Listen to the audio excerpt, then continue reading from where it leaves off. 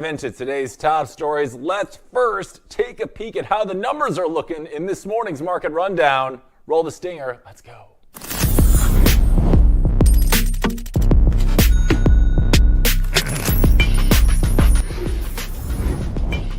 All right, it's Monday morning. Let's see if the weekend has brought some good tidings to us in the form of big numbers in the market, and it has not really done that. But that's okay. Let's take a look at the updated numbers as of right now. Currently, Bitcoin sitting right in the mid 112K arena.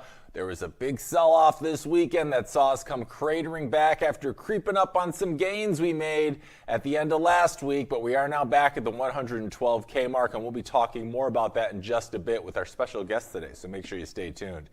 Ethereum faring a little bit better, currently right beneath that $4,600 level. It did creep up this past week or so, made some new all-time highs, but just barely, never quite hit that $4,900 mark. But Ethereum sitting pretty right now, currently right above below 4,600. XRP currently sitting at about $294, $295 a coin. Cardano down nearly 5% in the last 24 hours. Right now at about 86, 87 cents a pop. And last but not least, we got Dogecoin doing what it does best, cratering. It's down nearly 6.5% itself today, right around that 21, 22 cents mark. Let's see how TradFi is looking this morning in the old stonk market. And it's a mixed bag. Right now, the Dow Jones is down 0.5%. The NASDAQ Composite's up about 46 bucks. And the S&P 5 is down about $5. So not a lot of big movement there. MicroStrategy/strategy is down almost 3.5 percentage points this morning, however, though, but not a lot of big movement otherwise. All right, we got a lot of show for you today, and we're going to come back with that and more in just a bit, but we're going to return to you first after this quick break. We'll see you in just a sec. Stay tuned. It runs on Bitcoin. Introducing Roxom, the first ever exchange where Bitcoiners can trade treasury stocks entirely in BTC. Get exposure to top Bitcoin holding companies like MicroStrategy and Metaplanet, priced in Bitcoin from the start. No fiat, no middlemen. This is what financial freedom looks like. Early access now live at roxom.com/treasuries. Built by Bitcoiners for Bitcoiners.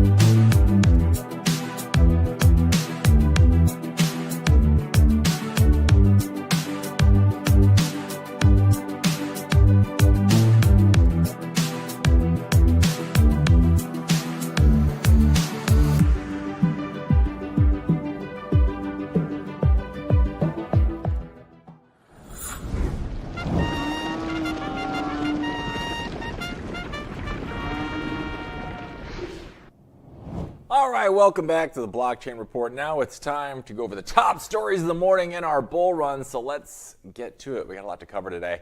So over the weekend, Bitcoin found out the hard way that when one whale sneezes, the entire market, well, tends to catch pneumonia. Forget complicated macro theories, Powell's speeches, or deep-fed tea leaf reading.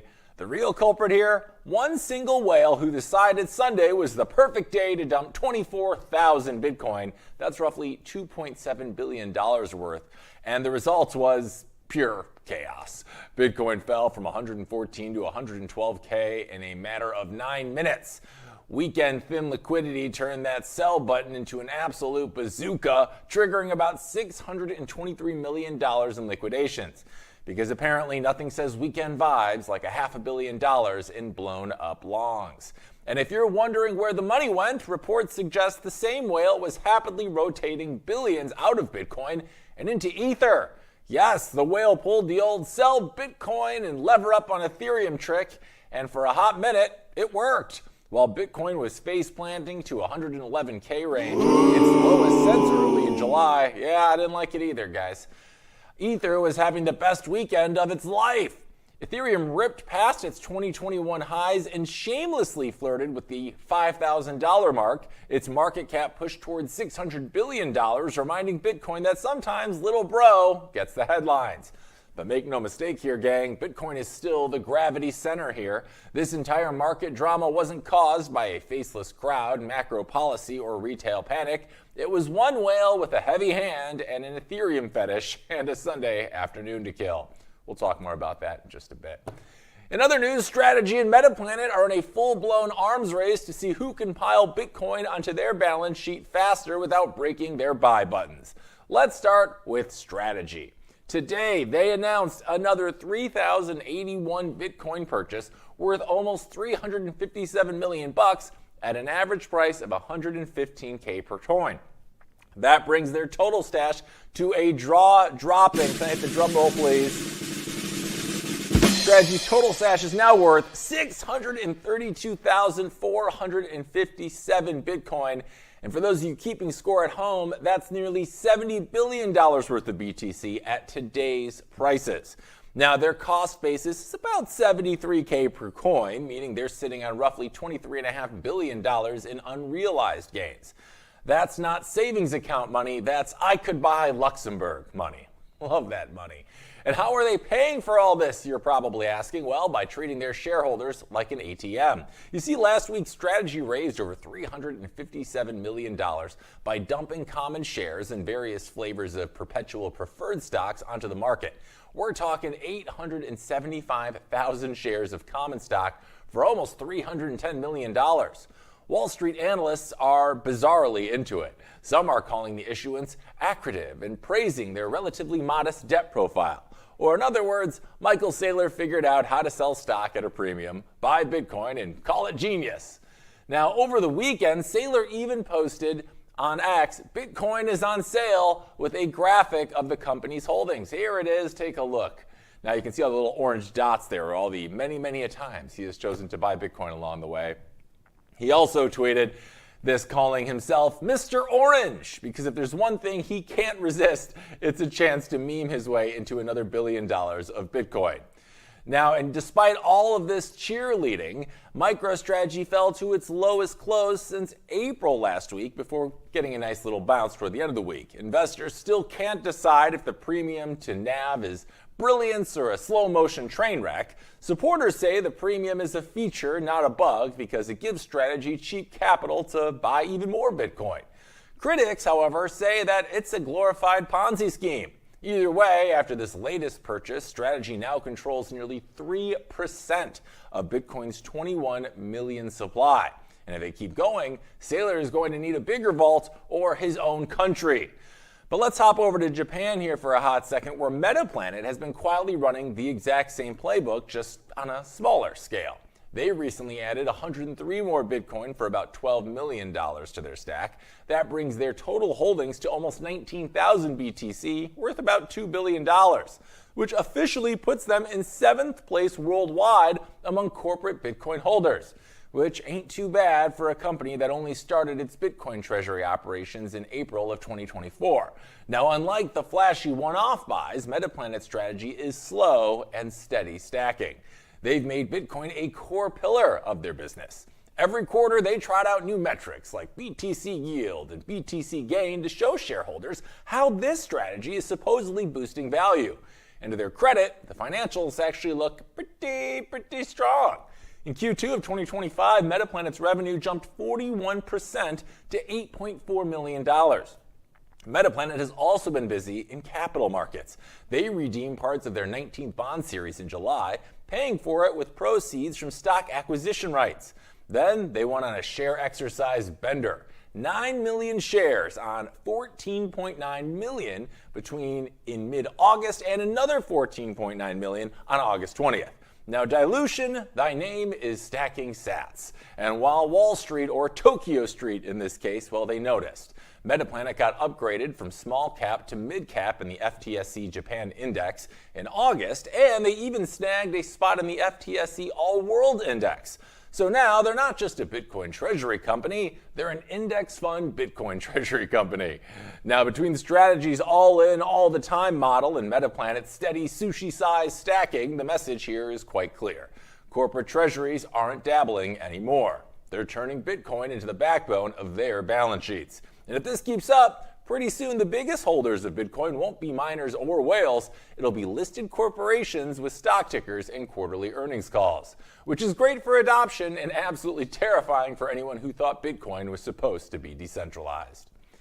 And Bitcoin cycles, as we know, usually run in neat 4-year waves. You get the boom, the bust, the halving, and you repeat. But Trump advisor and Bitcoin advocate David Bailey says that script, well, it might be in the shredder. Bailey argues the next real Bitcoin bear market won't show up for years. But why, you ask? Well, because adoption is shifting from retail FOMO to institutional main course. Governments, central banks, insurance companies, pensions, everyone's showing up to the Bitcoin buffet. Bailey calls it the eternal September of institutional adoption. No more marginal bets. Institutions are flowing in and with size. And here's the kicker. Less than 1% of institutions currently hold Bitcoin, meaning we haven't even started the stampede yet. Bailey says that kind of demand could push Bitcoin toward $1 million per coin. Let's guys, there it is. Hey, Cynthia, you look great. Now, of course, skeptics point out that treasury companies could blow themselves up in the next downturn. If they're over-leveraged and forced to sell, the market, well, could take a bath. Bailey says, sure, some will crash, but the winners will trade at premiums while the losers get discounted into oblivion. Caitlin Long, CEO of Custodia Bank, added a warning saying Wall Street isn't ready for how fast crypto actually moves. Traditional finance is built on slow settlement and safety nets. Crypto settles in real time and doesn't care if your risk officer is out golfing. But for now, most analysts agree this bull run is still very much on. Investor Lynn notes that bull cycles last about 4 years, and we're only in 2.5 years into the most current one. Dan Tapiro also chimed in, saying 82% of investors surveyed by Morgan Stanley don't own any crypto yet, which means we haven't even scratched the surface of mainstream adoption. Now, Tapiro predicts that 2026 will be the boom year, and that even current holders who own smaller positions than in 2022, which leaves plenty of room for growth in the upcoming year. So yeah, our risks certainly remain, but the overall signal is quite clear. Bitcoin isn't finished. In fact, the real fireworks may still be ahead. And the U.S. agency, the Commodity Futures and Trading Commission, the CFTC, is apparently doing cardio again, launching its second crypto sprint.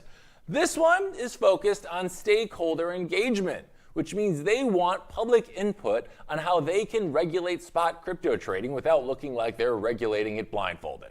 Acting Chair Carolyn Pham said earlier this week the feedback will help them consider issues like leveraged margins or financed retail trading on CFTC-registered exchanges, which is bureaucratic speak for please explain to us what Binance already knows. Now, all this ties back to Trump's promise to win on crypto. His administration is calling it a new dawn for crypto and wants market participants to seize the opportunity to join what they're branding as the golden age of innovation. Now, the CFTC is inviting feedback and suggestions until October 20th of this year because nothing screams urgency like a 60-day comment window, right? Now, earlier this month, the agency launched its first crypto sprint to explore how spot crypto contracts might trade on CFTC-registered futures exchanges. That sprint happened about a week after the Trump White House published its 166-page crypto policy report. Yeah, 166 pages of bedtime reading nobody is ever going to get through. Now, the president's working group gave the CFTC 18 recommendations. 2 were directly their responsibility. 1, provide clear guidance on how cryptocurrencies qualify as commodities, how DeFi projects can comply with registration requirements, and which activities regulated entities can actually touch without getting sued. Now, the other, amend rules to accommodate blockchain-based derivatives. The other 16, those are the group projects with the SEC and Treasury, and we all know group projects end with one person doing all the work and everyone else showing up at the end to sign their name and take credit. Now, the CFTC first sprint statement promised to work with the SEC to create a rulemaking process and to use their existing authorities to provide fulsome regulatory clarity. Or in other words, they're promising to finally define the thing they've been regulating for 10 years now. Meanwhile, Trump's nominee for CFTC chair, Brian Quintez, is still in limbo. The White House itself postponed his Senate vote in late July. Crypto advocacy groups are now begging for his confirmation, saying a permanent chair is absolutely critical for the CFTC to achieve its crypto goals. But the agency is running a little short-staffed. The CFTC is down to 2 people. One of them on the way out, pretending to sprint through an 18-part crypto to-do list while their future chair is stuck in Senate purgatory. And somehow this circus is supposed to deliver regulatory clarity. Good luck with all that. All right, we're taking a quick break. When we're back, we got more of today's top stories, and shortly we'll be joined by none other than Mr. Big Beat himself, Stephen Orr, to react and read the markets and tell you what you can be expecting next. Stay tuned. A lot more Blockchain Report underway after this. Security matters. Zappo Bank. The only way to bank your Bitcoin. Apply now at zappobank.com. So, tell us about your furry friend here. What's his name? Oh, this? This is Bitcoin. Bitcoin. It's not just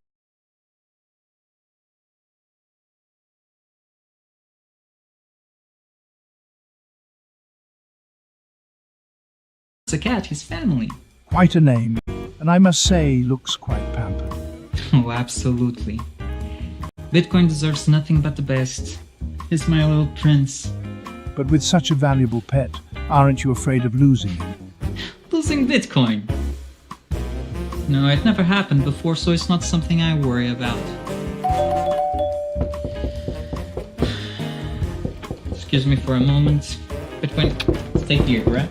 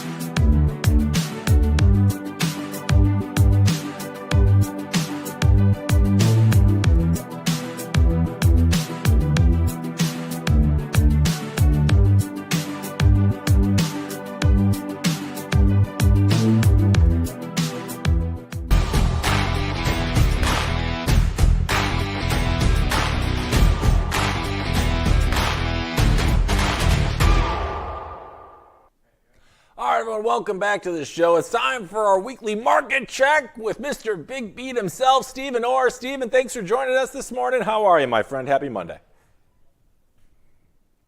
Look, I think everybody's screaming bloody murder out there. Oh my God, some big whale sold 24,000, moved Bitcoin into Ethereum. I've heard everything in the world. I don't care. Look, the guy, okay, look, if that's what's happening, I understand that. Everybody has the right to take a profit or move their money around.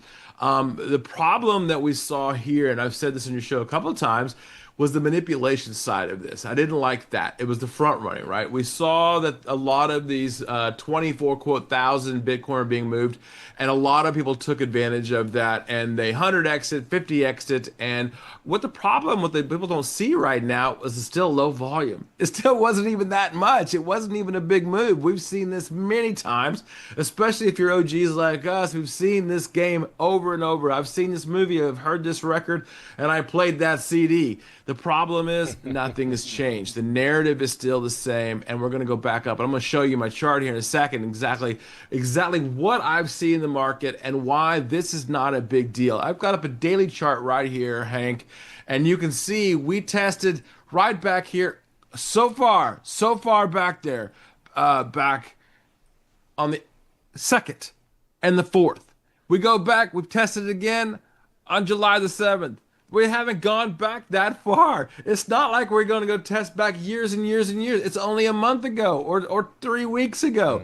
And we did it twice. You'll notice down here we did it once and twice and actually did it a third time and we didn't really care about it. So here you go. There's where you tested. 110.5. We knew that's where the liquidity was. We were there. Don't worry. Guess what I've been saying to do? Buy the freaking dips because that's what's happening right now. We've seen it again, and again.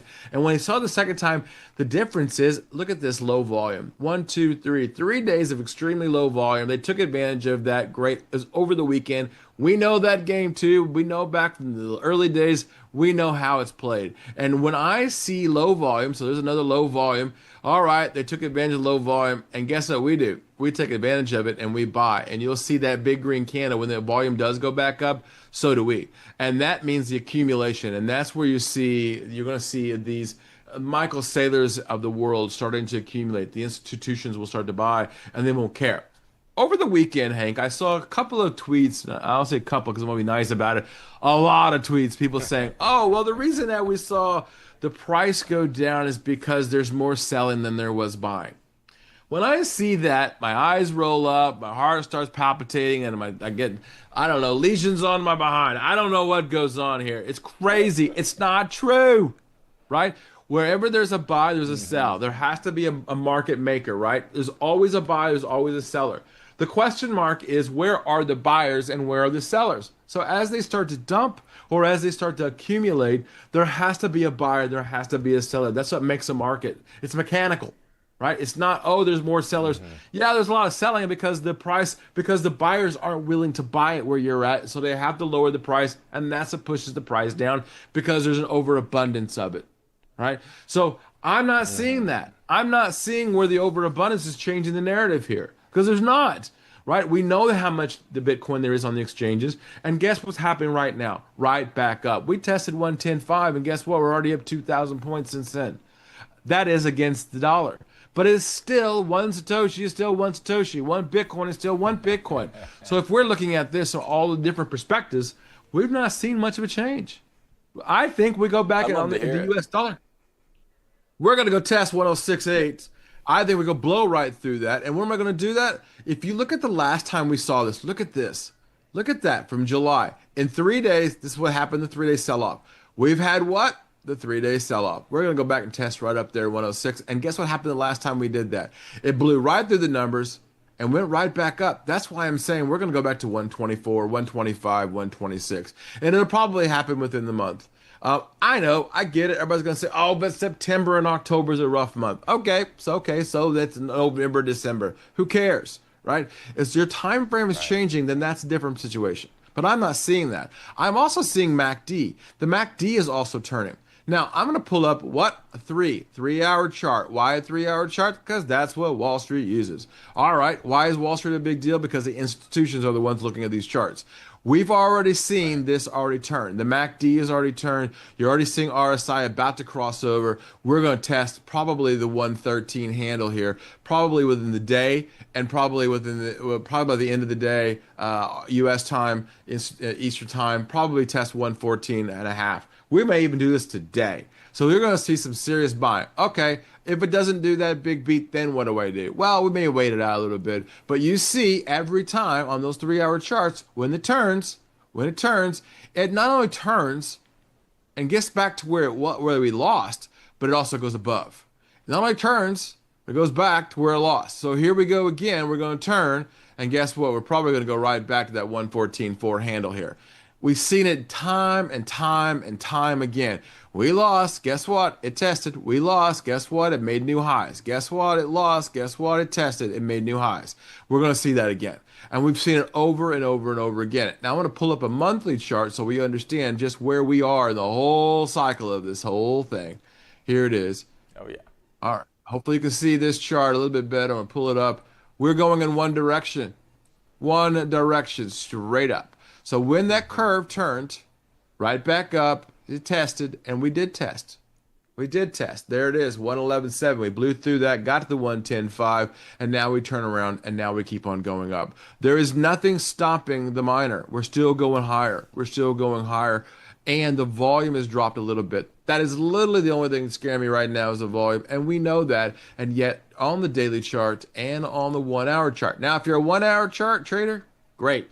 You're very happy today because you've turned and you knew when to buy. Right down there, that 110.5 handle, 110.6. You knew that they didn't get all the way to 110.5 because they knew there was a bunch of buy orders down there. Oop, guess what? The institution stepped in. So here we go. Now, I'm looking for this God candle to hit, and when it does, it's going to blow through all the numbers. So that's what I'm seeing right now, Hank. I don't really see much more than that in the markets.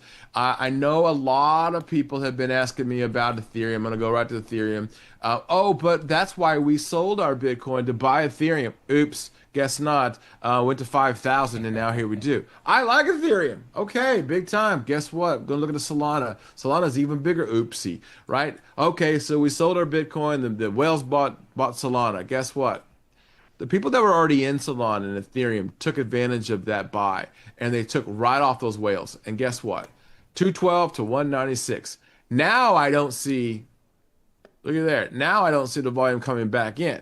I don't see the volume coming back into Solana here either. I do see the technical side of this changing. So if you're looking to buy here, this is not a bad technical spot, but I'm not seeing the volume in order to make this thing fly higher.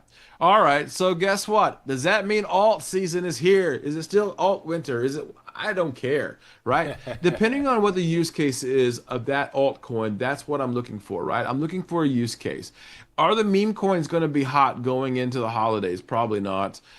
Is the use case for Ethereum there? Yeah, I think it is. So if we go back to Ethereum, all right, here we go. So here's the Ethereum, but I don't see it. I do see RSI here, and I do see MACD turning a little bit, but the volume is a little bit lower. So what is it that I'm actually looking at? What is it that I actually want to see? If I'm looking at this from a perspective of the Dixie, the dollar, right? I'm going to pull up the dollar.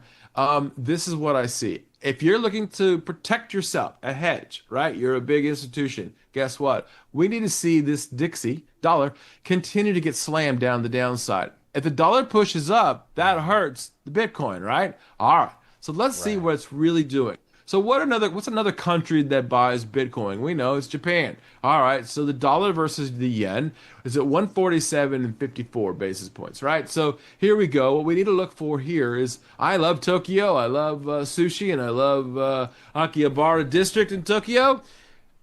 I can't wait to go back. Why? But I guess not, because why? The dollar is not as strong against the yen as it had been in the past. Back in mid-2024 in the summer, we saw, look, right, 162. When I was there last, 158. We're not seeing that. We're seeing lower highs against the dollar. So the dollar's strength is not strengthening, it's weakening. That is better for what? Bitcoin. So that's why I'm saying that right here. I like this. I like this move. The technical side are pushing to it. I think the volume is giving us a better answer, and I think the dollar is also helping us against the fiats. So all those pieces right there, the puzzle, are helping the Bitcoin, not Ethereum, not Solana, not Aave, not Chainlink. I understand the stories behind them, but if you're a Bitcoin maxi, and I'm definitely not, this is a Bitcoin story, right? All the pieces of the puzzle you're looking for. And I want to hear more about the news side of things. But right now, we know what it did, right? I'm going to pull it right up one more time so everybody sees it and understands it. Right here, we tested not once, but twice. Couldn't do it. Got back to those top resistance lines back behind, and we couldn't do it. So right back up we go. And guess what? This God candle is going to tell us right back up. We saw it here too as well. When it couldn't push, boom, right back up. There it is. 105 becomes the Bitcoin's last stronghold. I don't care. 110.5 is where it is for me. It held, and we go right back up. All right, well, I got a feeling that most of what you said was music to Bitcoiners' ears everywhere this morning, Big B, because I know a lot of people were fearing that pullback, but to you, it sounds like right now this was less of a serious market signal and more so of just one rich guy playing Watch Me Ruin Everyone's Sunday, and that's why we're seeing this drop back right now. But based on what you're telling me here, it sounds like we've got a pretty solid floor around that 110.5 level. Is that accurate? Yeah, what's the best part about that was is that when I saw that over the Sunday night, I'm like, oh, okay, another Sunday night nuttiness. It didn't scare me, right? What did I do? I bought the dip, as I've been saying, right? And guess what? If you bought the dip here again, I'm not telling people to go buy the knives. Don't buy knives. Knives get cut, right? I'm telling you, look for those specific areas that we showed you, right? 110.5. You saw that right on the charts, and it did it not once but twice. So if you're nervous about things and it can't break through those numbers, and now you're hearing 105, okay. If it does, guess what? Then another buy opportunity. Now you've had two buy opportunities. I don't like it, Hank, when people say, I don't know when to buy. I don't know when to put my hard-earned money to work. Or I don't know, Bitcoin's expensive right now. Is it? I mean, not that long ago, just a few weeks ago, it was 124, right? Last week on the show it was 116, right? It's slowing up. The sales are slowing up. The buyers are stepping back in. And you're seeing the sellers not get so anxious right now. I want to see a little bit on Friday as options start to burn off on this. I want to see a little bit more ETF flows coming in, because that's where a lot of the money is coming into right now. But right now, I'm not scared, Hank. And if you're scared, you shouldn't be in this market anyway. What is it Warren Buffett says? If you can't handle a 10% drop, you shouldn't be in that equity, right? So this is a good example of that. This is more volatile equity than stocks, right? And if you can't handle that, get out of the kitchen. This is nothing for those OGs of us. This is we call this a Sunday night. So I'm not too worried about it, Hank. Now I'll tell you what I would be worried about. If all of the OGs start selling at the same time, right? If they all start dumping their coins, and that's not happening, right? They don't want to ruin the markets. They're the ones that created it. So let's look at the future a little bit, and let's widen that chart out that you've got on your desk, and think about it. Now, I put my AI to work over the weekend, right? And so one of the things that I found out was that the nervousness coming into this is not nervousness from a specific thing. We saw something that we've been asking for, especially those of us on Wall Street, have been asking for a cut. So we started to see Powell change the narrative. It's the very thing that I've been talking about for 6 months. Change the narrative. The problem I'm seeing, Hank, now is if the narrative gets too strong for them and they start to really cut, be careful what you wish for. If we get a nice, easy cut once every meeting or once every other meeting, that'd be even better. Then we see a general direction, and now we're starting to spur the economy again. You're also seeing people not really wanting to invest in Bitcoin and ETFs. Why? Because they might be thinking about buying a home, and they need to shore up some of those investments and start to understand cash positions so that they can do that. Now, if rates start to come down, okay, then they're thinking about that. Oh no, Big B, They're not putting their Bitcoin to work to buy a house. Yes, they are. Actually, they most definitely are, right? If they're not putting to work in something, they're looking to invest in something. Meaning, if they're not looking to invest in Bitcoin or Ethereum or Solana right now, they got to buy some massive asset. And sometimes that asset becomes bigger than they are, meaning that they're looking down the road even further. If those people that are looking to buy a home is looking at a 30-year mortgage, we call a jumbo mortgage, then guess what? That should be your time frame for Bitcoin. It's pretty simple. If your time frame for a house is 15 years and you're looking to buy a new home, guess what? It's the same situation here. So think about 15 years. So if you buy a house, you're borrowing money, you know that your rates are low, borrow that money and buy the house. But if your mortgage is X amount, let's say it's $1,000 to $2,000 a month, great. Take a percentage of that. 10%, because that's what most people don't realize this. When you buy a house, you're paying for those rates. You're paying for the banks up front. You don't pay it in the back end. The back end is when you finally pay off your house. Guess what you do? Pay for it forward, and that's going into an asset that's appreciating, and that's Bitcoin. So I say, if you're going to buy the home and you're waiting on those rates to come down, great. Also put some money away into crypto as well. Yeah, that makes a lot of sense. And you brought up a really interesting point that I can't say I've heard a lot of people speak to right now. And it's that when we hear about these lower rates that we're expecting Jerome Powell to finally act on here in the last couple of months of the year, people think, well, lower rates, more money into liquidity into risk on assets like Bitcoin, right?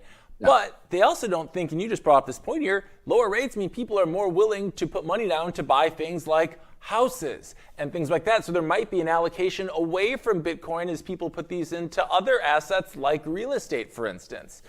So I know your platform, Quasar Markets, is great at taking all of these different variables into account. Can you tell us a little bit about that and what are some of those things we should be looking for as these rate cuts seem to be, pretty imminent here? Yeah, that's a great question. One of the things, and I think I'm going to coin the term here on your show, I'm going to call it stayflation. We've got a slight problem going on in the markets, and it's unemployment. And we heard Powell talk about this, and I've been talking about it for over a year. The problem that we're seeing in the job market is that, and of course now we've seen tariffs is causing a problem, and we're now seeing that unemployment is now becoming a problem. And there's a reason why we're lowering rates. So we're lowering rates because of those very things that Powell talks about. Got to get down to 2% inflation, which we're not. Got to get down to unemployment's a problem. But people aren't leaving their jobs, and employers are getting very nervous, right? So we're having this thing where we're getting older in the position. Okay.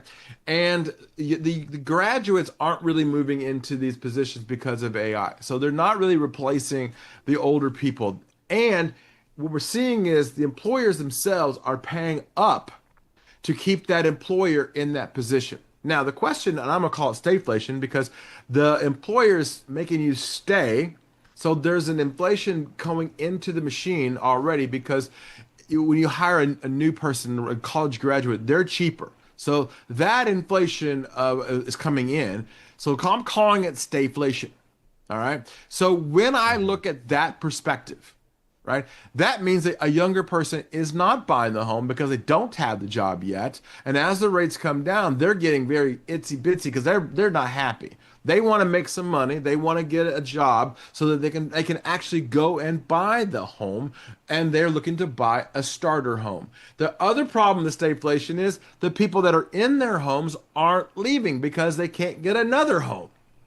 Okay, so there is causing this massive problem. So if they're not moving money around, then where are you going to put it? Back in something that is going to inflate in price.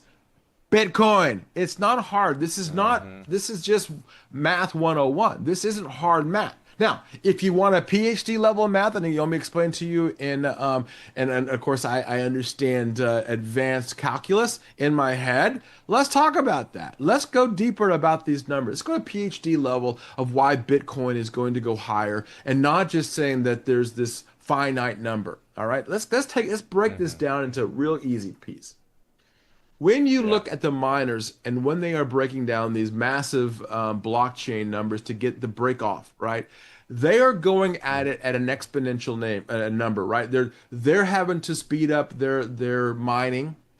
Inflation is happening in electricity because it's costing more money, right? And a lot of these miners are sitting next to these burned off natural gas, or they're sitting next to these electric grids that makes it a lot easier for them working. And Texas is a good example of that.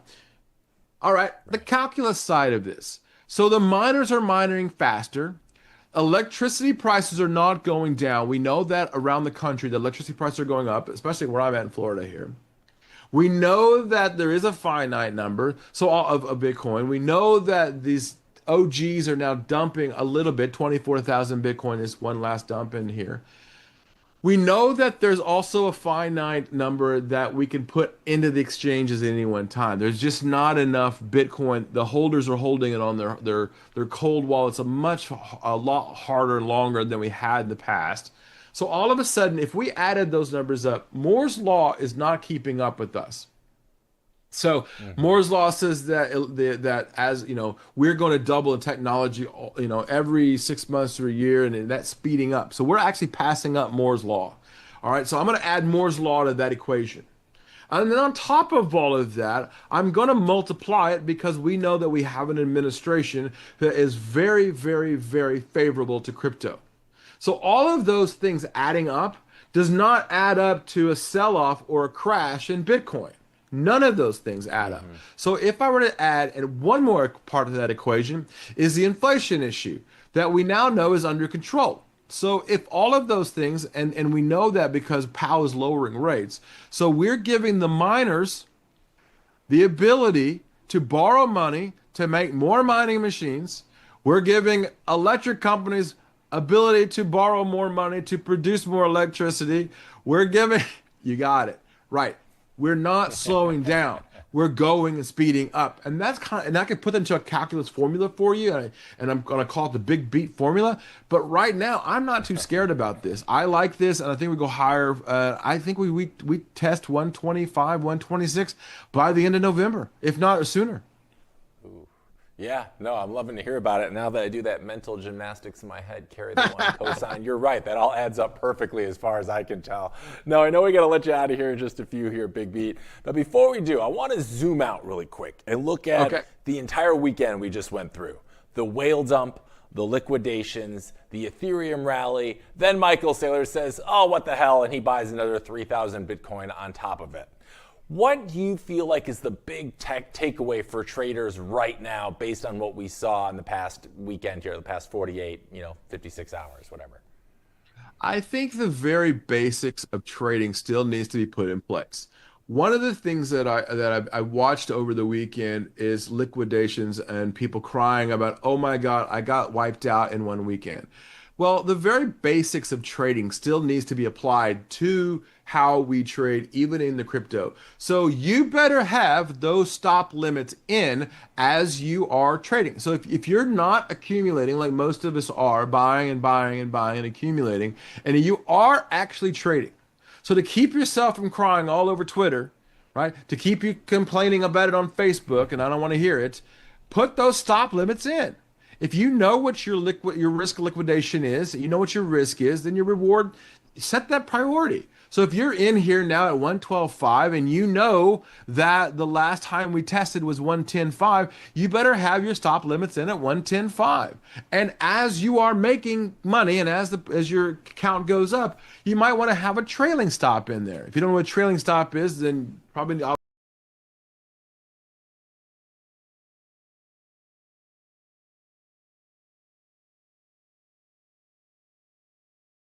teach you, but you should learn. But this is what I mean.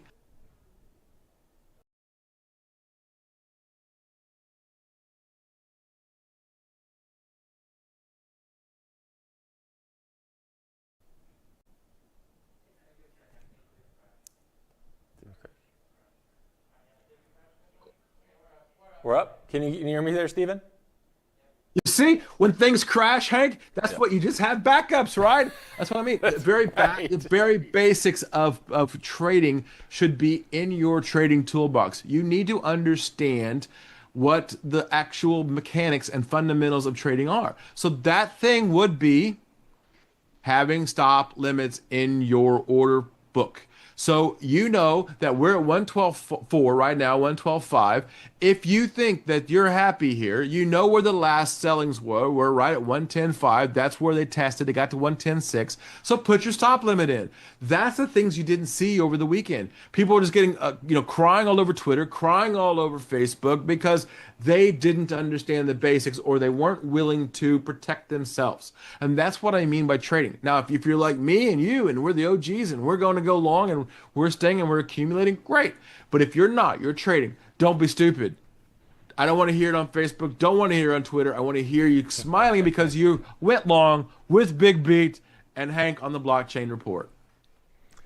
No, those are wide words. And as our resident chart shark always says, he always says, plan the trade, don't trade the plan. And having a plan comes with having an education and a background in doing the research. And before we let you go, I know your platform, Quasar Markets, allows us little fish, the minnows out there, to actually swim with all of these whales moving the markets by providing that type of information.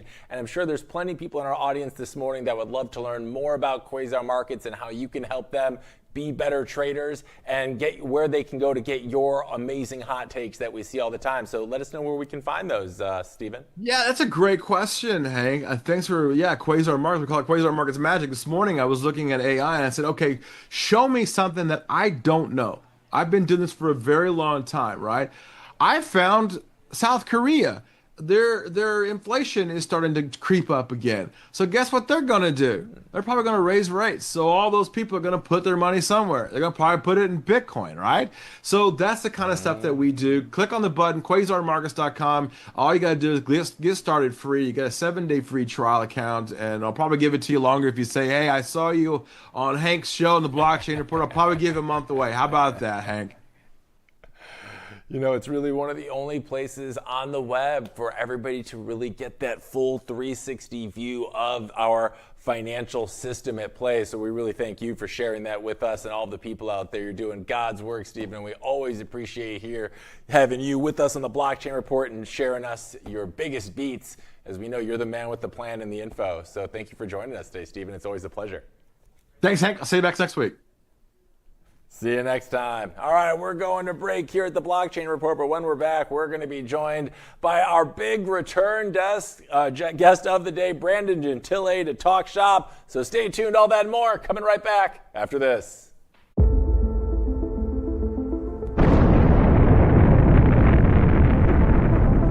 In a world far away. Nah, just kidding. This story begins in this world. It all started in 1460 in Antwerp, when the first commodities exchange was created, but the real transformation came in 1602, when the Amsterdam Stock Exchange was founded. Considered the oldest in the world, it was the first to trade financial assets. Over the years, Britain expanded its colonial and maritime influence, and the British pound sterling overtook the Dutch guilder in the market. Thus, the London Stock Exchange became the financial centre of the world. The 20th century came, and the world got into some trouble.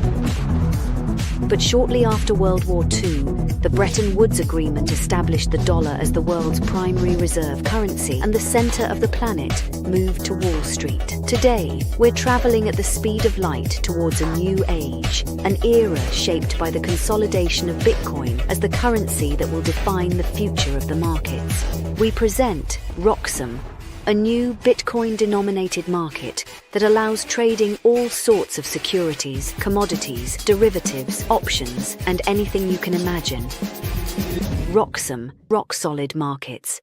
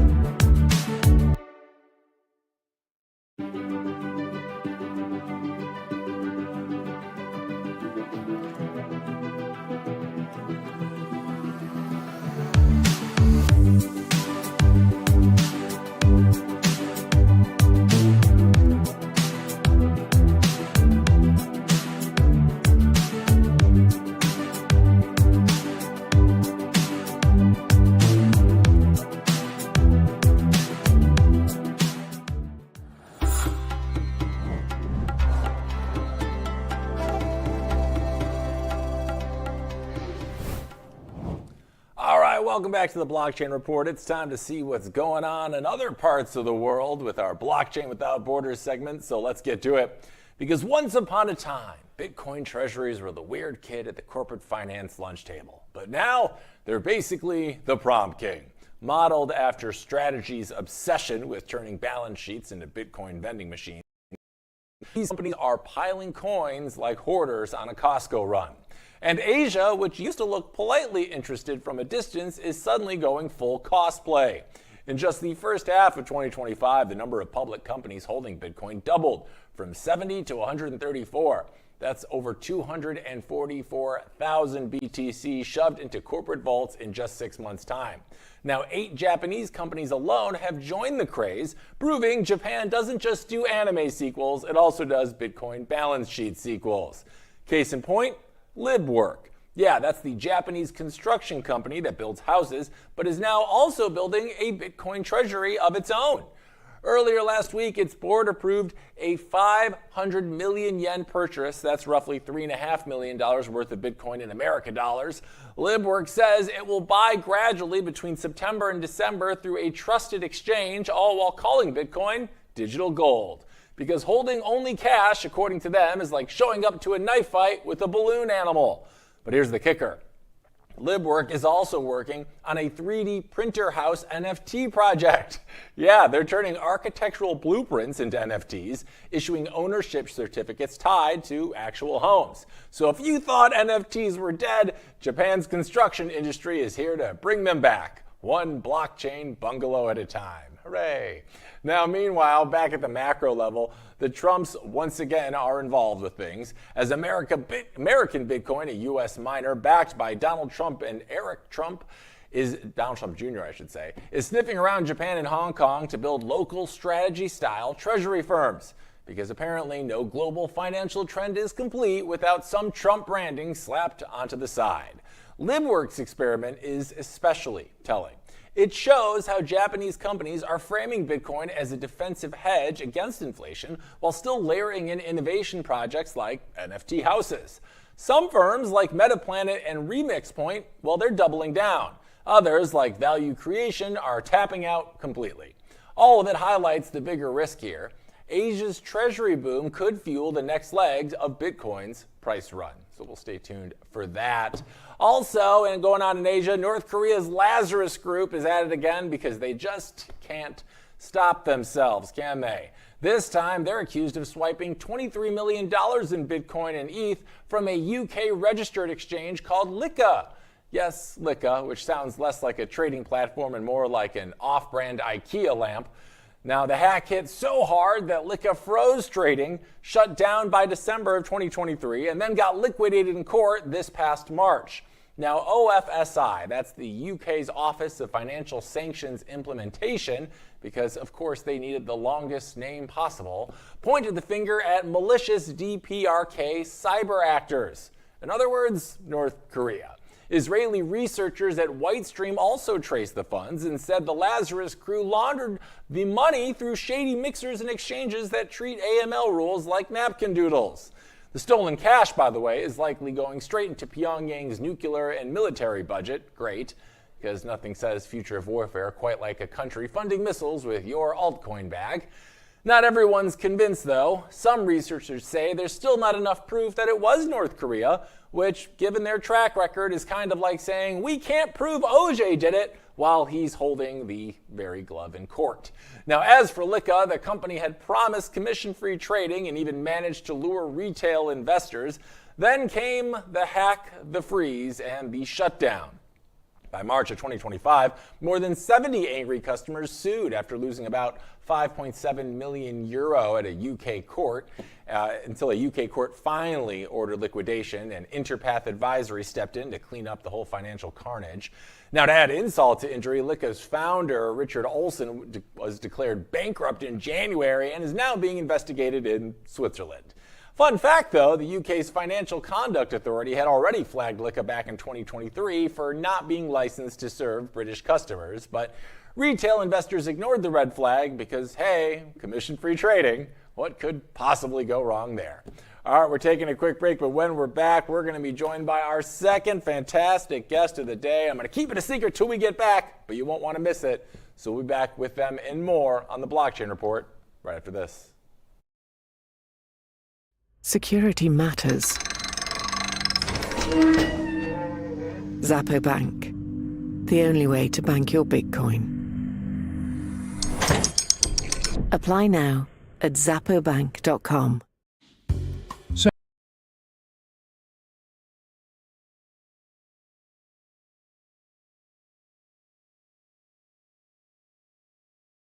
So, tell us about your furry friend here.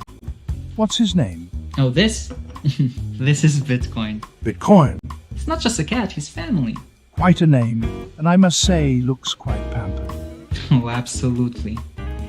Bitcoin deserves nothing but the best. He's my little prince. But with such a valuable pet, aren't you afraid of losing him?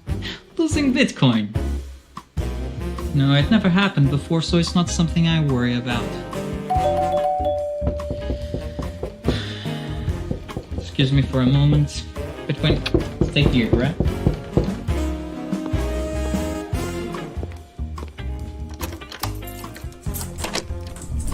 Bitcoin, no! Bitcoin, come on, little buddy, Bitcoin, I need you. Don't go.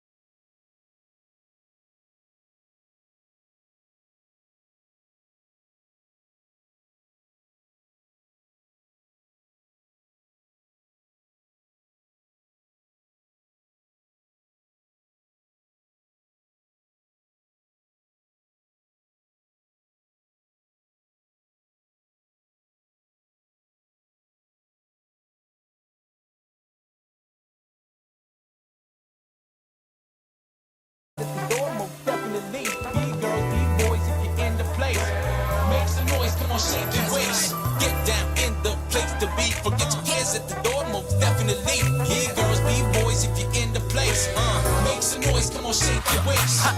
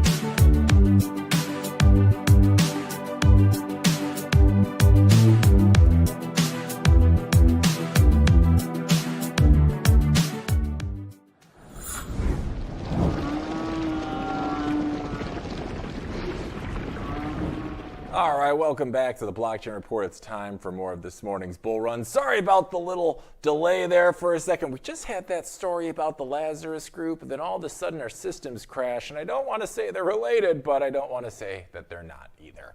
All right, before we get into the thick of it, we actually want to welcome our second special guest of the day. This gentleman is a former pro hockey player turned full-time Bitcoin advocate, educator, and podcaster, and he's got a knack for cutting through the noise with raw, unapologetic truth about money, freedom, and sovereignty. You know him from the Playable Characters show and his tireless work in the Bitcoin community. So let's give a big Blockchain Report welcome back to the show, Brandon Gentile, everybody. Brandon, welcome back. It's great to have you. Our audience certainly hasn't forgotten you, and neither have we. How are you this morning? Good to have you back. Hank, team, yeah, thanks, guys. This is always a blast being on here, and I can't wait to chop it up with you guys. Can't wait either. But before we get into it, Brandon, for those in our audience that may have missed you on your first appearance on the show, can you just share us a little bit about your journey from professional hockey player to the world of Bitcoin and what drives the work that you're up to today? Yeah, so 15 years ago, I was playing hockey at Michigan State University, and I was very involved politically, and realized during the great financial crisis that it was not red versus blue; it was a state versus you, and it led me down the road of reading Creature from Jekyll Island, studying monetary history, and just you're at that age, 22 years old, leaving school, and you're like, I need to learn how to make money because we weren't taught in school. So, of course, your real education begins once your formal education ends. So went down those paths, Robert Kiyosaki, Donald Trump books, Mike Maloney books, Gold and Silver, all these different, like learning what really, money truly was. And then you realize very quickly, once you go down those paths, read a few books, there is a game being played on everyone. And it's, long and the short of it is inflation. They, screw you over, print a lot of currency, and they control you, put you in a rat wheel, and you got to pay off all their, principal and interest and taxes and direct taxation, or through inflation, the money printing, the currency printing. And that's how you don't have time to do anything else in your life. And you're just spent on the rat wheel running, trying to catch your bills and pay your bills each month. So that was what woke me up to 2010, 2011, just going down the rabbit hole. Started a real estate team right after I retired playing hockey, started getting hurt in the early 2010s, and had to really make some hard choices and hung them up, created a real estate organization, did that for 10 years. And then started hearing about Bitcoin in the mid 2010s, and then really started investing during the 2017 bull run. And then it just became very apparent that things were going to go really crazy once 2020 happened. And I realized I needed to fire myself from real estate and get, to really take the chips off the table and say, what, the best thing we can do is defund the entire debt-based fiat monetary system that we have. And there's no better way to do that than buying Bitcoin, selling your dollars, buying Bitcoin, putting it in self-custody, and suffocating the life out of the existing system, jumping off the Titanic, fiat Titanic, onto the Bitcoin life raft. So the last few years has been doing that. Have some books in the works, stuff like that, helping Aladdin Flynn of the Bitcoin trading cards. That team is an unbelievable team, what they're doing, and they're trying to take on Pokemon. Those guys are crazy. And so he's an incredible guy. So I've been helping them. And then obviously the big thing is just doing the podcast, talking to you, talking to anyone I can about Bitcoin, and spreading the freedom message to anyone who'll listen. Yeah, well, we appreciate that summary of your journey and what you've been up to. I certainly consider you one of the best, Bitcoin educators out there in the space. So we're certainly pumped to have you back on the show today to talk shop. And I think we got a lot to talk about of just what happened over this past weekend. So sit tight for a sec. I'm going to recap this story, and then we're going to jam about it. Sound good? Sounds good. All right, so to recap, over the weekend, one whale dumped over 24,000 Bitcoin, which is about $2.7 billion worth, into thin weekend liquidity. That sell-off sent Bitcoin crashing from 114 to 112K in just 9 minutes, triggering $623 million in liquidations. Meanwhile, Ethereum had the best weekend of its life, ripping past old highs and nearly touching 5K. So this wasn't Powell, it wasn't retail panic, it was one whale with a very heavy sell finger and apparently a bit of a crush on ETH. All right, we're bringing Brandon back. Brandon, when one whale can dump $2.7 billion in Bitcoin and send the price spiraling in a matter of minutes, do you see that as a sign that Bitcoin is still too concentrated in a few hands, or is this just the kind of chaos we should expect until adoption spreads wider? Yeah, it's a great question. I think it's something that as adoption grows, then this will dampen, obviously, like you said. But I think it's more of a resiliency play, and just showing people how resilient Bitcoin is. We had the 80,000 someone selling Galaxy Digital, I believe, a month ago or whatever that was, 2 months ago, and it went down a couple percent. And so to me, you kind of look at it like half glass full. Like, normally for years, people said, if that happens, or, if the Mt. Gox coins come back on the market or whatever, it's going to, we're going to 5,000 and 1,000 again, 10,000, whatever it was, And so to me, it just shows resiliency and people there ready to gobble up the coins that are coming out of the market, when we have obviously huge players in the space now, whether it's just retail itself and people DCAing all the way up to nation states. We haven't had this amount of buying before, and hence why the price is up above 100 grand. I mean, when you think about 15 years about when Laszlo sold the pizza for 10,000 Bitcoin and bought the pizza, and to where we've come now, where it takes over 100,000 US American dollars to buy one Bitcoin. I mean, that's remarkable. And the speed at which, we have to zoom out. And I think that's it's all going one direction. It's all up and to the right. It's a network effect, and it just keeps, it's going to have these little dips and these, dips and the troughs, and it's just part of how this adoption works, and people being educated on the process and what's happening, and that the money, the transition through this monetary system is happening in front of our eyes. And 100 years from now, people look back and say, oh, wow, like, how do you not see that coming? Like, it's very easy in hindsight to look back and read a history book and be like, oh, but when you're living through it, a lot of the times, like these events, like even huge events in life, when you look back, it's very hard to see like on a day-to-day basis. It's not, some like easy thing where someone's like flagging you down and saying, hey, look what's happening, all these. So I think we have to keep that in mind. It just shows the resiliency of the market, I think, at the end of the day. And it's not something to, again, the people who are flooding this 10 years ago or 5 years ago were saying that if this happened, it would go to, 5,000 or 1,000, well, here we are, and it's not. So.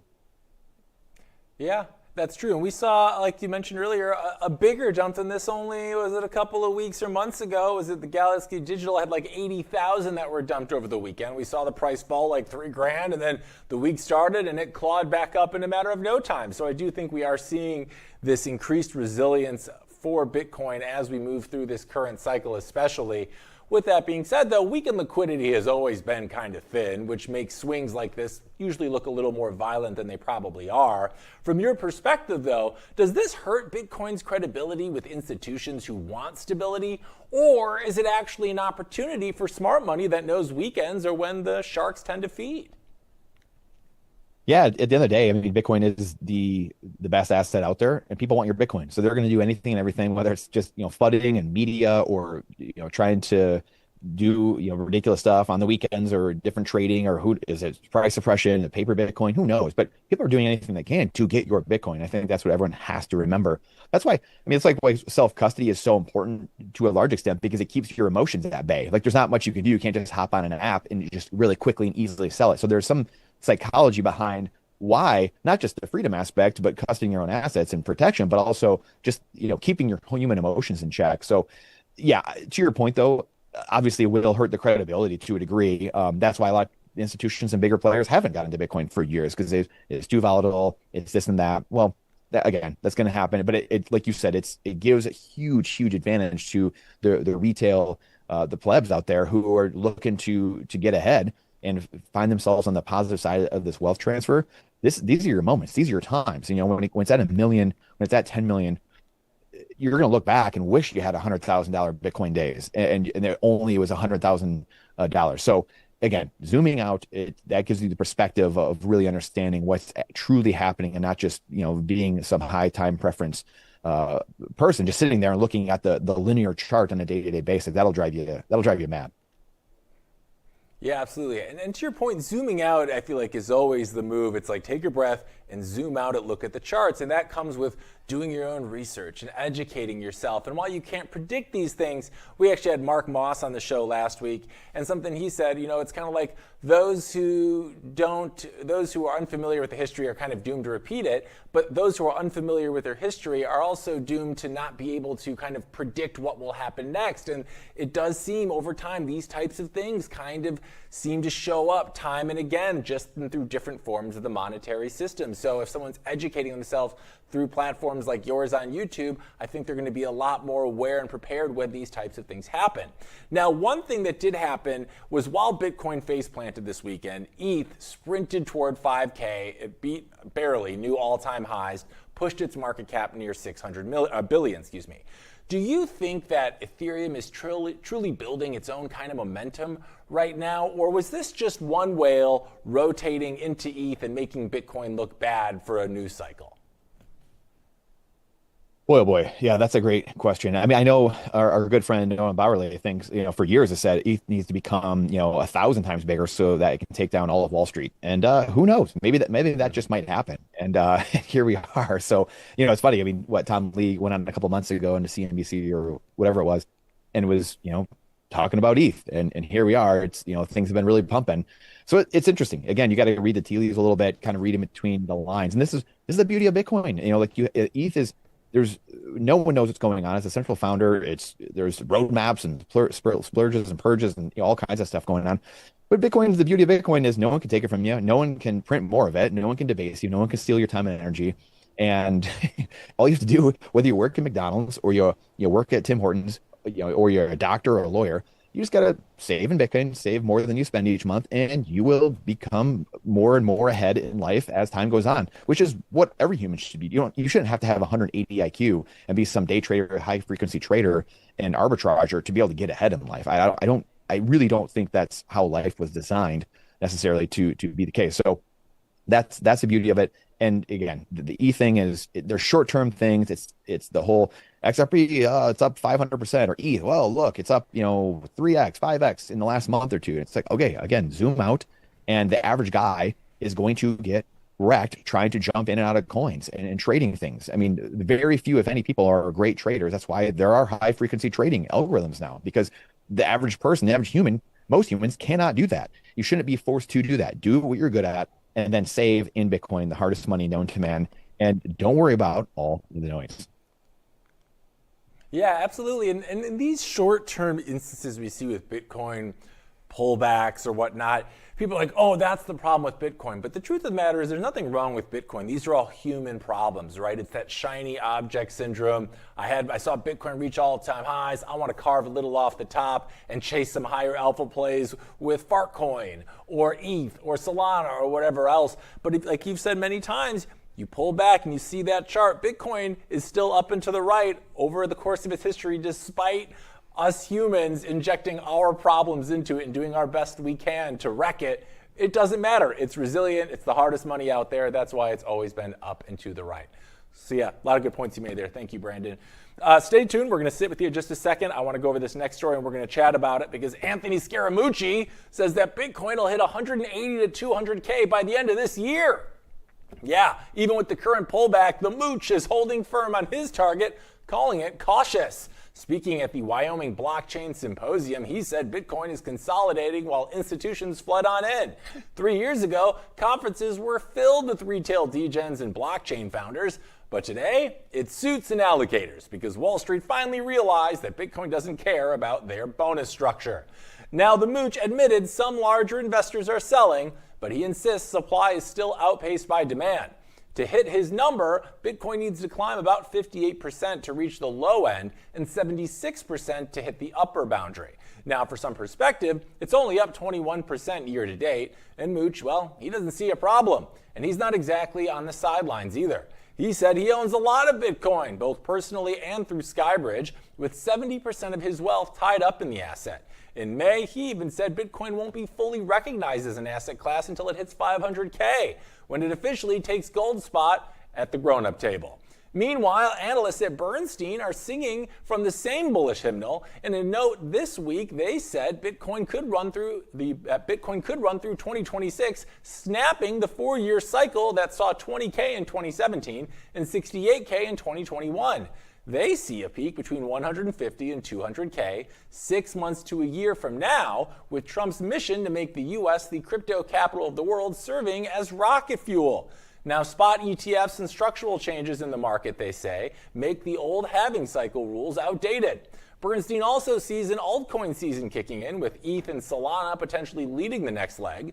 DeFi is back in focus, staking yields are scaling, altcoin treasuries are expanding alongside Bitcoin treasuries. Even Dogecoin and Cardano made their list, proving meme coins really are the cockroaches of crypto. And if that wasn't enough, they raised their price target for Robinhood stock from 105 to 160, citing its move into staking in crypto. The stock may have slipped 6% to 108 this past week, but it's nearly tripled from $38 earlier this year. So here's the takeaway. Scaramucci says 200K Bitcoin by December. Bernstein says 200K Bitcoin by 2026. Whether it's 4 months or 18 months, the consensus is clear. The top is not in, and the bull is still very much charging. We're bringing Brandon back. Brandon, the mooch says Bitcoin will be hit by 200K by this Christmas. Bernstein says the same number, but by sometime in 2026. Do these timelines even matter, or is the only real takeaway that everyone agrees we're still not at the top?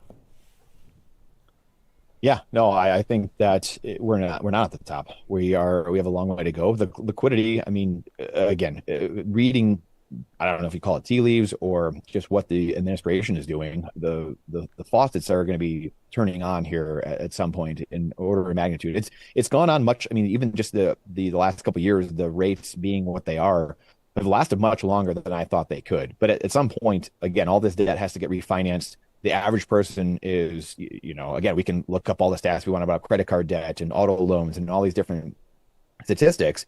But at the end of the day, the chickens come home to roost. The Pied Piper's got to get paid here, and you have to, refinance all of this. The rates have to come down at some point. There's got to be more liquidity in the system because, hello, it's a debt-based system. The system only functions if there's more debt spraying into the system. So come hell or high water, that will end up happening. This is why Bitcoin will continue to go up, guaranteed, as people have said for years. Bitcoin is designed mathematically to go up forever because it is perfectly finite, and it's therefore the inverse of the currency printing. So that right there, and people wonder why people believe that Bitcoin will be the one to do it, is because it is perfectly finite. Everything else has some type of inflation rate to it, whether it's gold and silver, whether it's making more land in Dubai. There is some type of inflation rate. So Bitcoin will be the fastest horse because it's the only thing we know of that's perfectly finite, has the staying power, the first mover advantage, all these different psychological reasons. And money is psychological at the end of the day. It's a psychological engine. So again, be careful. We only make stronger what we put our time and energy into. Could you make more short-term fiat with the ETH or some other altcoin? Yeah, sure. But we just talked about the high frequency trading or some of these other things. Like, sure, have at it. If that's your thing, you want to go gamble on a, how you build your house on sand. It is what it is. Be careful what you put your time and energy into. So you only make things, you make things stronger and give more credence or power to something that you put your time and energy into. So be careful what it is you're putting time and energy into. Are you building that house on Bedrock, on the Bitcoin, first layer protocol, or are you building it on sand? All the meme coins, all the other stuff out there. So that to me is the biggest signal within the noise. And just, again, we talked about zooming out, kind of the theme of this, but you'll be hurt by what you know. They say you can't be hurt by what you don't know. That's totally false. You absolutely can and will be hurt by things that you don't know. So Bitcoin's perfectly finite. It'll suck in all the liquidity over a long enough time horizon. It will continue to eat away at everything over the course of time. And that's all the average person has to remember. Yeah, and the two words that everybody was putting a lot of energy into last week were rate cuts. Jerome Powell came out. He alluded to the fact that we would likely be seeing rate cuts in the last quarter of this year. Now, in the wake of that news, we saw almost an immediate run up. I think Bitcoin surged like 4 or 5K within a matter of an hour. Everything was pumping. Now we've seen it pull back. Do you feel like the current idea of rate cuts happening in the last quarter of the year are already baked into the price right now? Or is this one of those rare instances where it's actually not buy the rumor, sell the news, but it's actually sell the rumor and we're actually waiting to buy the news that these are officially going to happen? How do you think that's playing out right now? Are those already baked into the current price, or do you think we still have a long way to go with the announcement of impending rate cuts here at the end of 2025? Yeah, that's a great question. And like we just talked about, money is psychological. So a lot of times it is, buy the rumor, sell the news. However, at the same time, I think what people discount to a degree or just don't think about, because it's invisible. It's not like, none of us can be everywhere all the time, is a lot of the announcements that have gone on, you have price run-ups. It's doubled, since Trump got elected, in essence. Bitcoin's gone up and doubled in price. And that, in saying all that, maybe a lot of that is the psychological aspect, and it's done some of its running. Talking.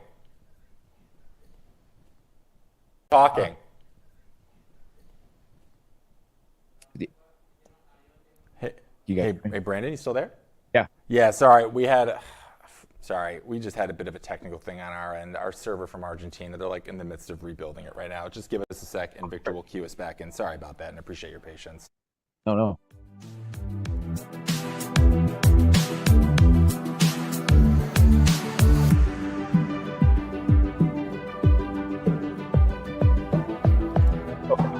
Monday, man.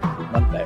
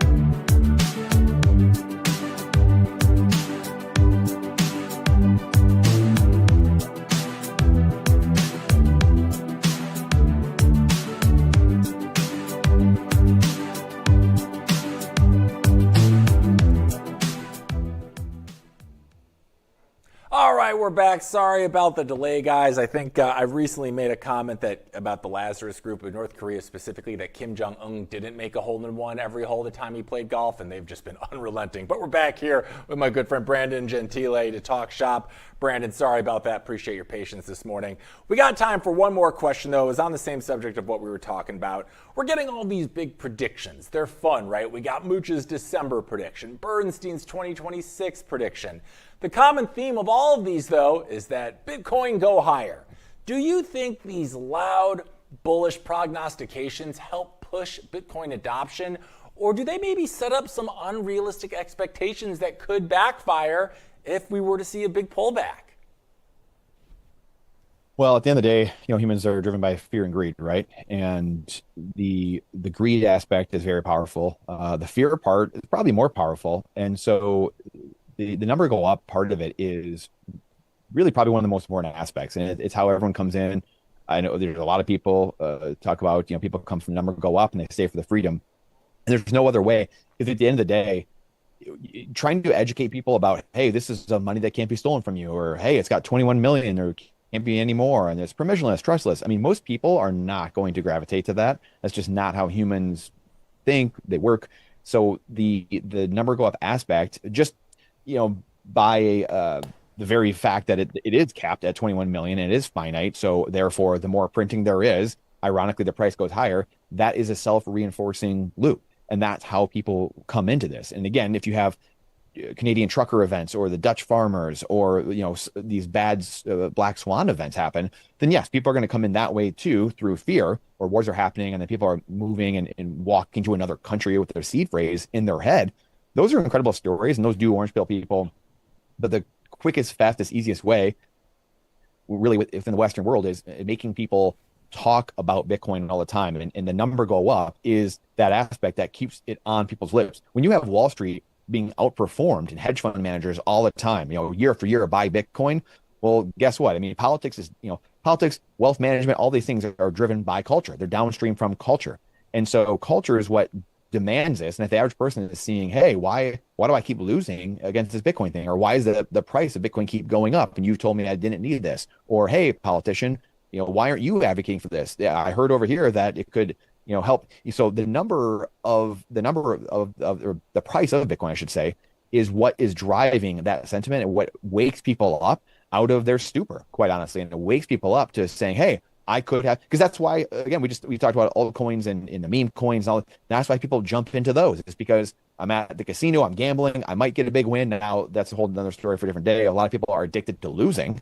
And gambling and going to casino. That's why casinos are filled. But at the same time, end of the empire type sentiment, where you have people that are trying to go get a big payday because they can't afford their daily bills. So they're forced out the risk curve. So again, price is interlinked and intertwined as part of all that. And that's the biggest driver of people continually seeing that Bitcoin's price continues to go up, despite what the media says, despite what past administrations have said, despite what their uncle has said, despite what anyone has told you. Oh, by the way, this thing just keeps going up and it keeps eating your lunch, and you can't ignore it any longer. So I think it is very important. And that's why the Overton window being shaped by, again, this is kind of the theme of the show a little bit. Money is psychological. Inflation is psychological. Hyperinflation is psychological. So if you have people moving that Overton window and showing people the path and saying, hey, this is what's going to happen, well, it comes to fruition. You manifest it into existence. So we have the properties and we have the foundation of what it can actually withstand those predictions. Doesn't mean they're going to happen tomorrow, but they will over time, because the education, the narrative will then feed, again, the self-reinforcing loop. It feeds the price, and this will just continue as more people come in. They get more interested in Bitcoin. They get educated in Bitcoin. Will some people get wrecked? Of course, many of us have got wrecked over the years, but then you get back up on the horse and you say, what did I do wrong? What happened? And those people are the ones that will continue to drive and be added to the group and push Bitcoin forward in the future. Yeah, and I guess we shouldn't be surprised, right? Like, we live in this world of big media where headlines, it's all about the headlines, what grabs people's attention, and big numbers is the most effective way to get people's attention beyond anything else. But with that being said, we have great educators in the space like yourself that are teaching people Bitcoin is so much more than just number go up. It's about self-sovereignty, about protecting your wealth. For our audience in there, I'm sure we always have a couple people trickling in that are new to this space. What would you say are some of the most important benefits of Bitcoin outside of just big price action? What would like some of the big ones be in your opinion? So the big ones for me were self-custody, truly, like understanding you can hold the keys to your Bitcoin and custody the asset in your mind. I mean, that was just unbelievable. That was literally mind-blowing for me, for lack of a better phrase. And that right there, coming from a real estate background and seeing, you don't own your real estate, your government owns it. And you see what happens if you don't pay your property taxes. And it's hard to get up and move to another country when my real estate is here, my home, my apartments, my rental properties, my self-storage complex. That's very hard. And is that a dystopian future in a way where you were thinking about those scenarios? Well, it is to a degree, except we just lived through the last 5 years. I mean, if you can't, again, zoom out, and that's where a lot of Bitcoiners nowadays are people that can zoom out very well. They see patterns very well. And we can see directionally we're going away of more authoritarian governments all across the world. So it's just people putting their stake in the ground and saying, hey, I know which direction we're going. It's just like the price of Bitcoin. I know which direction it's going, continues to go up, but it has to keep going up.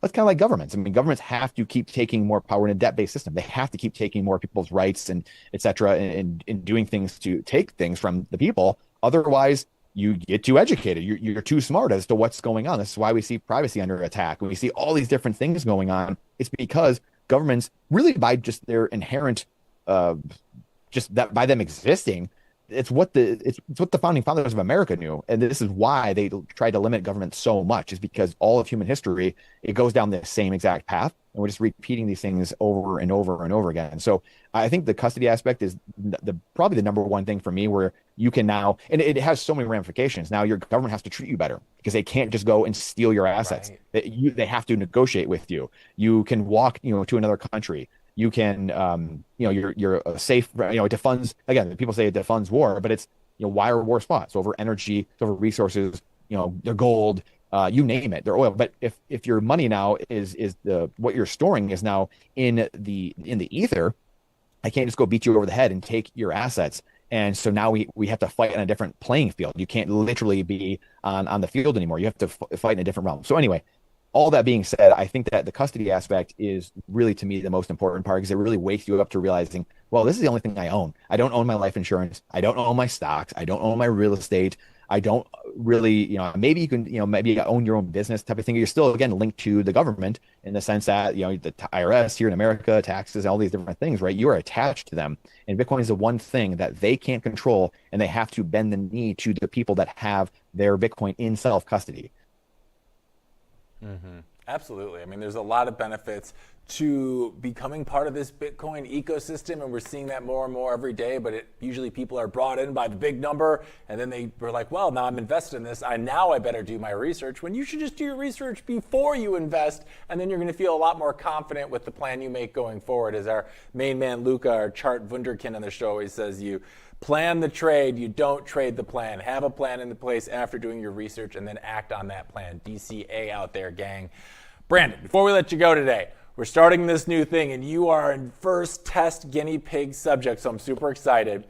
This is not financial advice, but with the way the winds are moving right now, what is your prediction? What do you think we will see Bitcoin at by the end of this year, the start of 2026? You have to give us the price. What would it be? We're going to keep track of everybody's prices going forward. We're putting them on a chart, and then we're going to revisit them at the end of the year and see how talented of prognosticators all of our friends of the program are out there. So based on everything you're seeing in the market right now, again, not financial advice for anyone out there, what do you think 2026, the beginning of 2026, what do you think Bitcoin's at? Those are the time of year that things are always run, and things we have time for. That's where we were talking about earlier, of institutions really finally getting their hands around it, being able to buy, prices made at the margin, and then retail in it being talking, literally being together and talking more. I think it's minimum 200,000 by the end of the year. I wouldn't be surprised if it's 250, 300 even, but I think minimum 200,000. Like Scaramucci said, basically. But I think there's just, I can't see a world where it's not, quite honestly. I should say I can see a world where it's not, but I think with all things being said and what we're all doing, or which way the world is going, I think it's going to be 200. And then the one thing I will say is I think that's going to be the cycles. We're going to have cycles, but I think they might be a little bit messed up from now on, I guess, if you will. So we can maybe extrapolate that on that more some other time, coming back on the show. But I think we're going to have elongated cycles. It's still humans, fear and greed. So we're still going to have the ups and the downs, but I think they just change over time. And I think that because of these institutions, because of these things happening, it just starts shifting and molding the cycles in a different way, if that makes sense. So I would say 200 by the end of the year, but then next year I could easily see, double that again, 400, 500,000, something like that. And then again, maybe it goes down a year or two from now and we have this a dip, so that's where I think things are going. And again, as more people get educated, it's going to become very obvious to everyone, whether you're the top allocator in the world. You look at the Stan Druckenmillers, the Paul Tudor Jones, guys like that, all the way down to the average pleb. Like everyone comes to this in a different way, and we all realize it, have that come to Jesus moment, come to Bitcoin moment, and we all have that story. Yeah, and we all buy Bitcoin at the price that we deserve, as they say. So I got you pegged for 200K by the end of the year. Do you want to go 201 and Price is Right it or anything? Or are you sitting at 200K? Because if you would, I'm making sure we get you a nice Patagonia. You're right. No, you're right. Let's go 201. Let's do it. We got to play some prices. 201. Right, we got Brandon Gentile at 201 at the end of the year. Well, Brandon, I got to tell you, it's always an absolute pleasure having you on the show. We really thank you for joining us today. Before we let you go, though, I'm sure there's a bunch of people in our audience who are like, I like the cut of this guy's jib, and they want to see more of you and your content. Tell them the best place to go. Just my name, Brandon_Gentile on Twitter and Nostr as well, but mainly a lot of Twitter, a lot of Nostr, and then our YouTube show where we interview Bitcoiners, people in the freedom space, the sovereignty space, liberty, and that is the Playable Character Show. And again, that's Brandon_Gentile is the handle there as well, just my name of the YouTube channel. So look forward to seeing you guys there, and always have a blast. And I always have a blast coming on the show. So Hank, team, thanks guys, I appreciate it. Thank you, Brandon. Always a pleasure. And everybody, please check out Brandon Gentile on YouTube X, one of the best educators in the business. So you're going to want to check out his stuff. Brandon, until next time, my friend, sayonara. Pleasure seeing you, and enjoy the rest of your week, bud. Thanks, guys. Appreciate it. Have a good weekend. Cheers. You too. All right, gang, that's a wrap for Monday's episode of the Blockchain Report. As always, if you haven't already, make sure to like, follow, and subscribe to RoxomTV and yours truly at Hank at RoxomTV on all platforms that matter. We'll be back tomorrow with more of our Bitcoin bedlam and crypto chaos. But again, remember, Tuesdays through Friday, we are on at 8 a.m. Pacific time. We only start at 10 a.m. on Mondays. So 8 a.m. tomorrow, we'll see you there, or be square.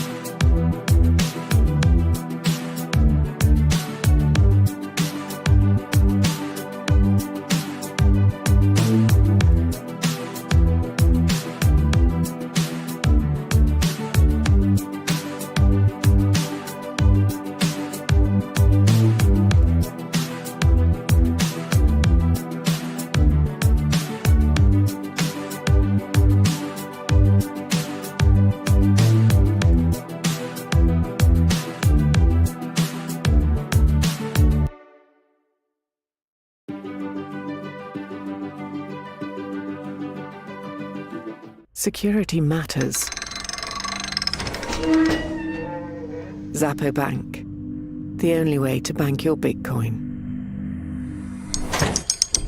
Apply now at zappobank.com. So, tell us about your furry friend here. What's his name? Oh, this? This is Bitcoin. Bitcoin. It's not just a cat, he's family. Quite a name, and I must say, looks quite pampered. Oh, absolutely. Bitcoin deserves nothing but the best. He's my little prince. But with such a valuable pet, aren't you afraid of losing him? Losing Bitcoin? No, it never happened before, so it's not something I worry about. Excuse me for a moment. Bitcoin, stay here, right?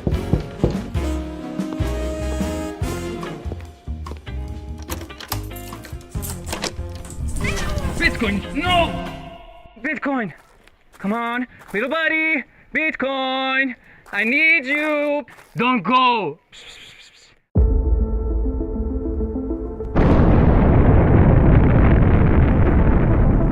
In a world far away. Nah, just kidding. This story begins in this world. It all started in 1460 in Antwerp, when the first commodities exchange was created, but the real transformation came in 1602, when the Amsterdam Stock Exchange was founded. Considered the oldest in the world, it was the first to trade financial assets. Over the years, Britain expanded its colonial and maritime influence, and the British pound sterling overtook the Dutch guilder in the market. Thus, the London Stock Exchange became the financial centre of the world. The 20th century came, and the world got into some trouble. But shortly after World War II, the Bretton Woods Agreement established the dollar as the world's primary reserve currency, and the centre of the planet moved to Wall Street. Today, we're travelling at the speed of light towards a new age, an era shaped by the consolidation of Bitcoin as the currency that will define the future of the markets. We present Roxom, a new Bitcoin-denominated market that allows trading all sorts of securities, commodities, derivatives, options, and anything you can imagine. Roxom, rock-solid markets.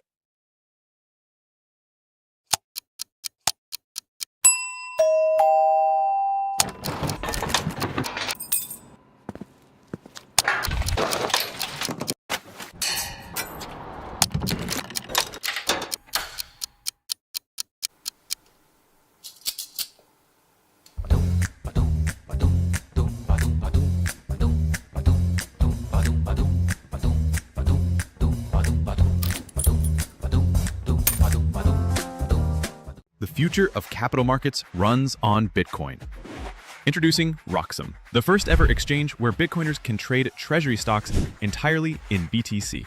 Get exposure to top Bitcoin holding companies like MicroStrategy and Metaplanet, priced in Bitcoin from the start. No fiat, no middlemen. This is what financial freedom looks like. Early access now live at roxom.com/treasuries. Built by Bitcoiners for Bitcoiners.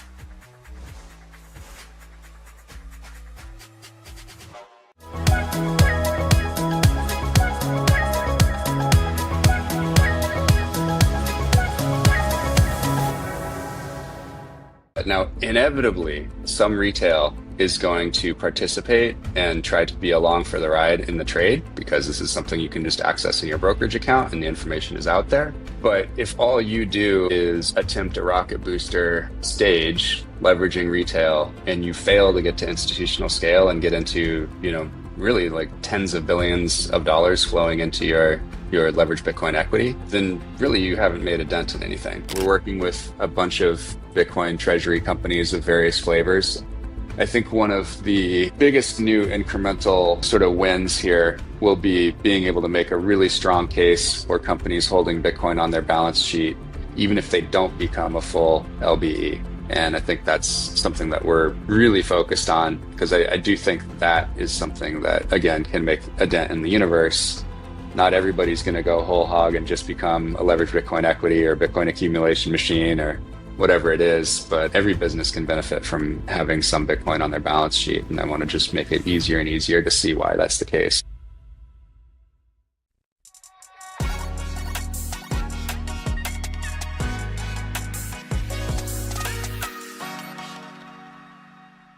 Hi everyone and welcome back to Stefan Livera Podcast, brought to you by Bold. American listeners, you can buy Bitcoin at Bold and also earn the highest Bitcoin back rewards with the Bold debit card. Rejoining me on the show today is Corey Clipston, CEO and co-founder of Swan Bitcoin. Corey, welcome back to the show. Hey, Stefan. It's great to see you, man.